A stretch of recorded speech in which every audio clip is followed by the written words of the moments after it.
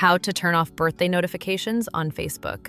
So hello guys, welcome back to my YouTube channel. In this video, I'll be showing you how to turn off birthday notifications on Facebook.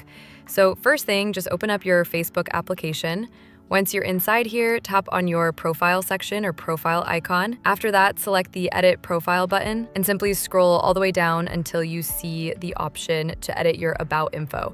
Select it, and once you're inside here, head over to your birthday section under the basic info. As you can see, I've located it over here.